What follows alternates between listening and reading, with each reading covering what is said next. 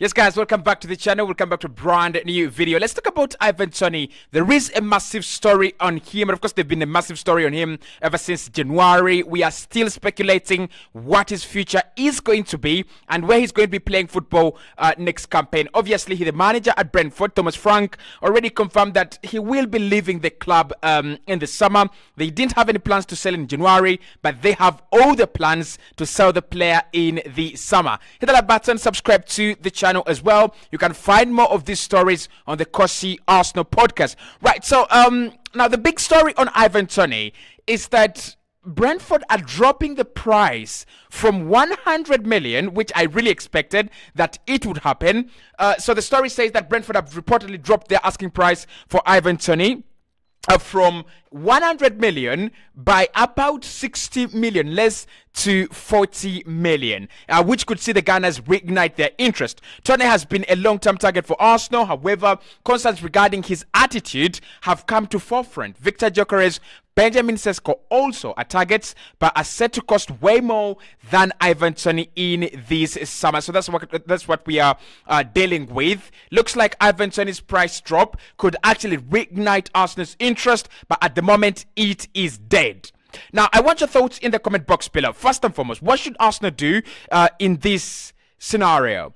You have an Ivan Toney player that you've looked at for quite some time, and I think Mikel Arteta and Edu have been concerned with the attitude of the player, and this comes from a very, very reliable source, David Onstein, who says that it might not be an Osimhen, it might not be an Ivan Toney, and there are concerns about some aspects of Ivan Toney's game that Arsenal are really concerned about. Now, they didn't talk about anything about his levels of concentration or attitude, but look, David says there are aspects to his game that Arsenal are concerned about. Now, let's get into the pricing before we get into Arsenal walking away from the deal. I think the pricing for Ivan Toney is absolutely spot on, and I said this in January, that if anyone is going to sign Ivan Toney, you've got to wait. It is a ticking time bomb. You might sign him in January, and he doesn't work out for you. And I don't think if Arsenal had signed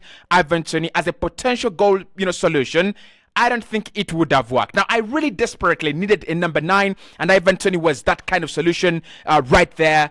But for 100 million, 70 to 100 million in January, no, we were never going to pay that. And secondly, I wanted someone who was in form and someone who would come in to hit the ground running and put that ball into the back of the net.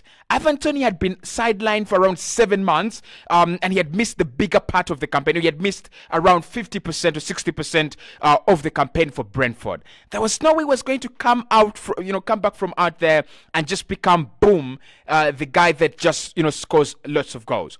But let's talk about the price drop now. Arsenal have a massive boost in this one. We have a massive opportunity. We know, according to Fabrizio Romano, that the player would love to play for Arsenal. He sees the project as a good one, and he thinks that he can deal with it. He thinks that that is the right step for him to go in his career. And I am not really convinced that Ivan Toney is washed. I'm not convinced that it is over with him. I think this is two-way.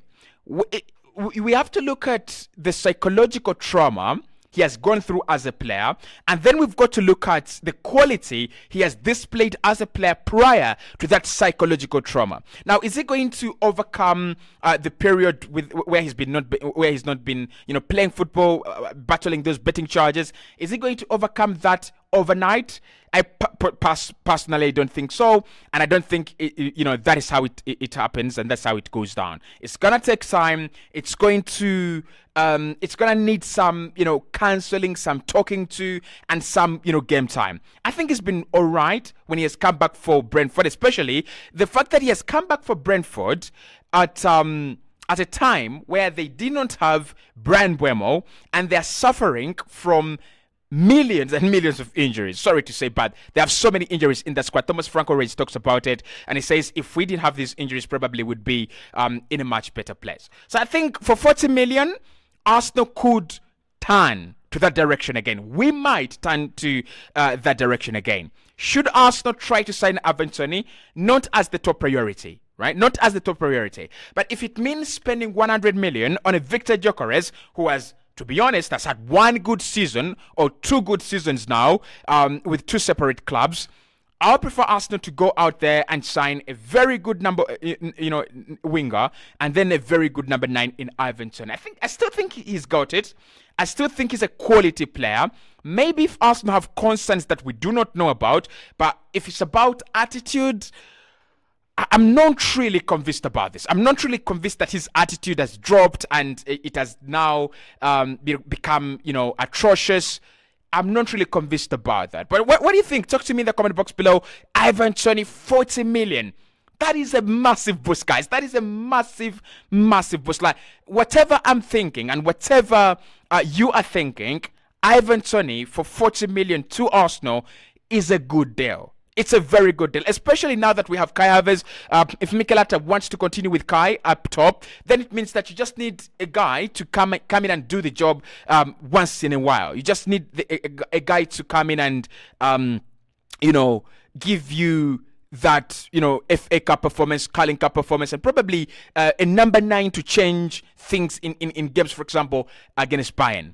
I think he can do that. I don't think he comes to Arsenal to become our Thierry Henry or to become our Robin van Persie.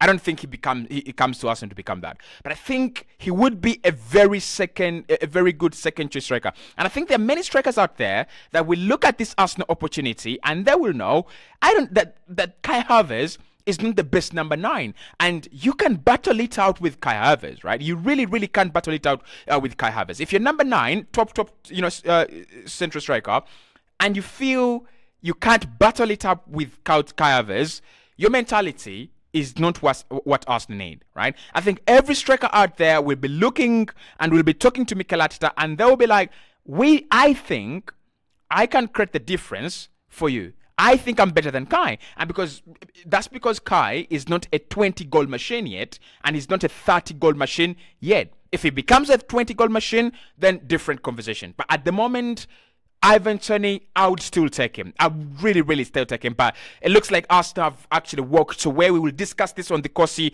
Arsenal podcast. Make sure you subscribe and make sure you head over there for the daily content. We've done a video on Arsenal signing strikers and wingers as well. And why I think that Arsenal's focus on a winger is very good, but we shouldn't drop the number 9 priority. But all in all, this is what I'm going to say. All in all, as we come to the end of this, Ivan Toney, right? Ivan Toney shouldn't be dropped from this Arsenal list. As we look for a striker, he is one of the strikers we should be looking at. He's one of the number 9s we should be looking at, right? Hit the like button, subscribe to the channel. Let's meet on the Cossy Arsenal podcast for more of the content. Make sure you subscribe. You'll be getting content at exactly 11 a.m., 3 p.m., and 9 p.m. See you then.